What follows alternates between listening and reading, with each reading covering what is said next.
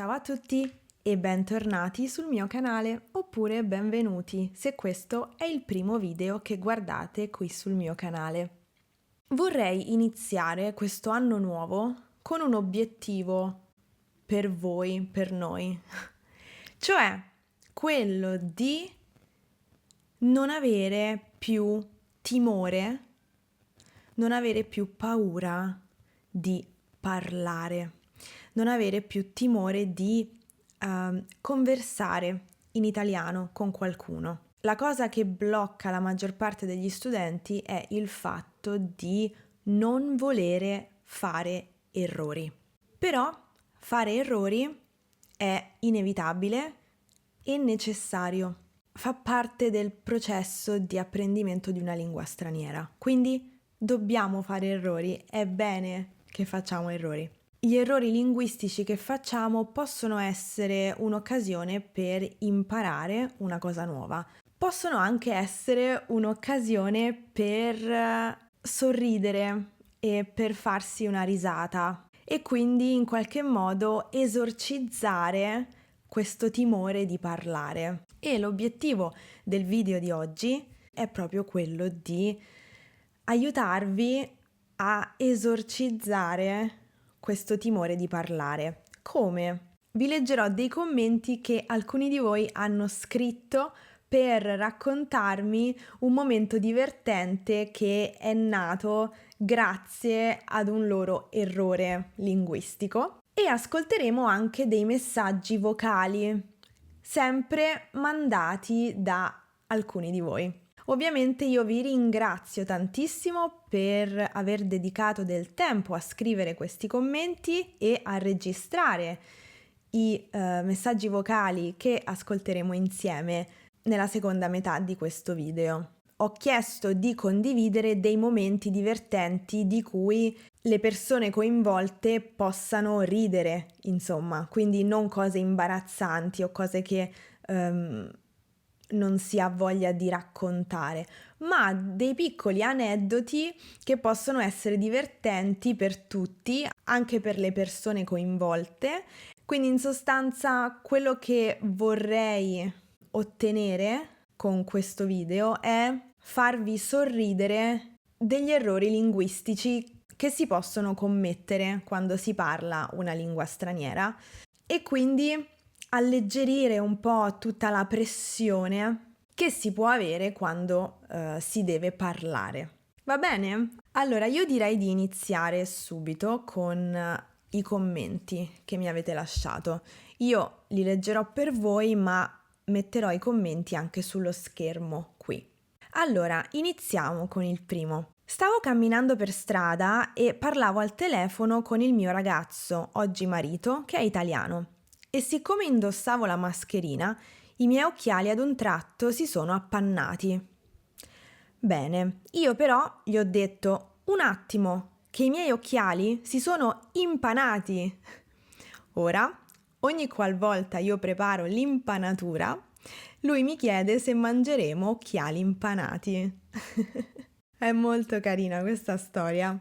Vedete, un piccolo errore di vocabolario che però è risultato in qualcosa di divertente e secondo me anche molto tenero. Purtroppo non riesco a capire il nome di chi l'ha scritto perché, diciamo, nel nome del profilo non penso ci sia un nome, però se sbaglio correggetemi nei commenti. Però grazie per aver scritto questo commento. Passiamo al successivo, scritto da Emily. Tanti anni fa ho abitato in Italia per 9 mesi.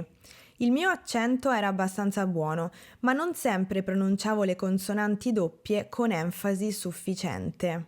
Per un mese ho detto a tutti che avevo 18 anni, invece di anni. Finalmente i miei amici mi hanno avvisato di questo sbaglio davvero buffo e imbarazzante. Non ho più scordato le consonanti doppie, meno male. Sì, le consonanti doppie possono far scaturire delle situazioni divertenti, come in questo caso. Grazie Emily per aver condiviso con tutti noi la tua storia. Passiamo al commento successivo scritto da Adra. Serata di Capodanno con la mia ragazza italiana. Lei mette i tacchi. Io, avendo cominciato ad imparare l'italiano, ho detto: Che bello, hai messo i tacchini! Adesso non li mette mai senza che vengano chiamati così. Sì, tacchi, tacchini. Ci sta, ci sta. Grazie mille per aver condiviso questo episodio con tutti noi. Passiamo al commento successivo scritto da Lisa.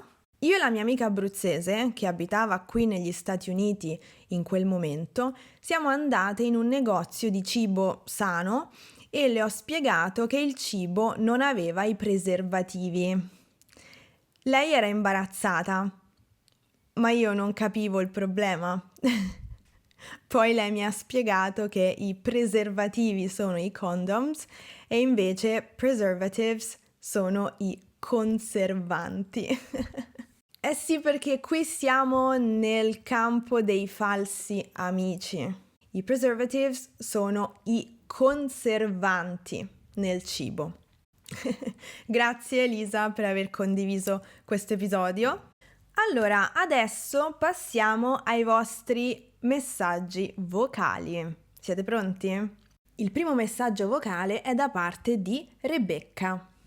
Ciao Lucrezia, ho una storia un po' imbarazzante. Sono americana e sto imparando l'italiano da più di 4 anni, ma non ho potuto andare in Italia fino allo scorso dicembre per la mia luna di miele. Ovviamente volevo praticare il mio italiano e anche fare buona impressione a mia moglie con il mio italiano. Il primo giorno siamo andate a comprare il gelato e mi sono resa conto che non conoscevo la parola per cone. Ho chiesto al gelataio pensando che fossi molto, non so, educata, una buona studentessa e mi ha guardato con uno sguardo divertito perché, come ora so, la parola è semplicemente cono. Per fortuna mia moglie mi trova comunque ammirevole. Sì, a volte le parole più semplici sono quelle che per qualche motivo facciamo più difficoltà a ricordare, no? Sì, in questo caso cono è molto simile anche all'inglese, no? Cone, quindi sì. Però capisco la pressione, no?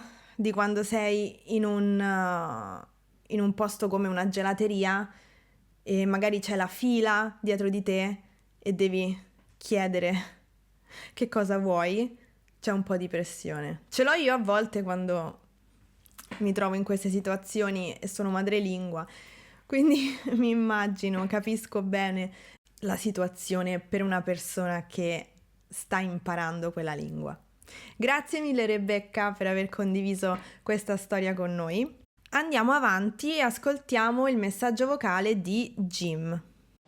Ciao Lucrezia, sono Jim e ho fatto l'errore che probabilmente ogni madrelingua inglese ha fatto quando ha cominciato a imparare l'italiano e ho detto alla mia insegnante che ero eccitato invece di emozionato e ha riso molto e ovviamente ho imparato rapidamente che era un errore.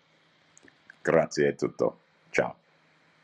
Grazie a te Jim per aver condiviso questo episodio con tutti noi. Questo è un altro esempio di falso amico, no? Perché appunto in inglese si dice excited, in italiano abbiamo varie scelte, dipendentemente dalla situazione. Ora andiamo avanti e ascoltiamo quello di Katie.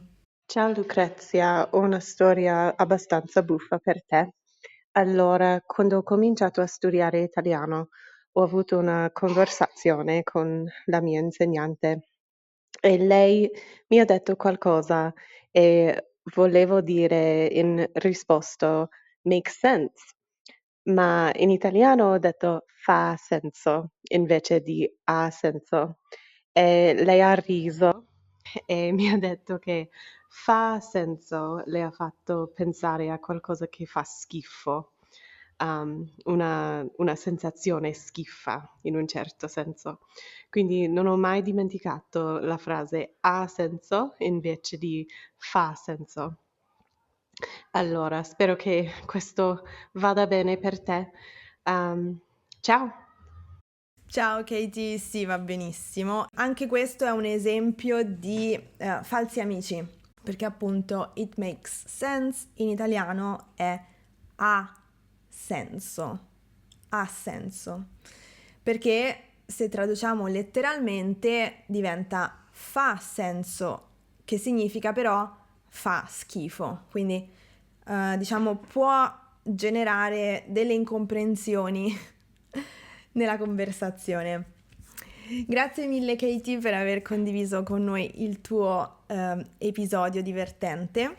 Andiamo avanti e ascoltiamo il messaggio vocale di Christian. Ciao Lucrezia, la mia storia, stavo studiando l'italiano ad una scuola a Roma, un corso intensivo, e un giorno stavamo parlando dei favoli e abbiamo parlato dei tre porcellini, ma non sapendo come chiamarli, ho detto le tre piccole porchette. Quindi tutti noi abbiamo riso, era molto divertente e niente. Grazie Christian per questo racconto. Effettivamente capisco la confusione, capisco lo sbaglio. I tre porcellini, le tre piccole porchette. Allora, diciamo che alla base c'è sempre la stessa cosa, però sì, cambia poi l'esito. Ascoltiamo ora il messaggio vocale di JJ. Ciao, sono JJ da Corea. Comunque grazie mille per il tuo video, mi aiuta tanto per imparare italiano. Comunque quello che mi fa confondere è parola noioso e seccante, perché voglio dire annoying, ma perché c'è A e N per annoying? Io sempre dico annoioso oppure noioso, ma alla fine noioso è boring e annoying è seccante, ma ancora mi fa confondere, ma per me non posso collegare fra noioso e boring, perché io sempre collego fra noioso e annoying. Comprendo benissimo la confusione. Io ce l'avevo al contrario quando ho cominciato ad imparare l'inglese.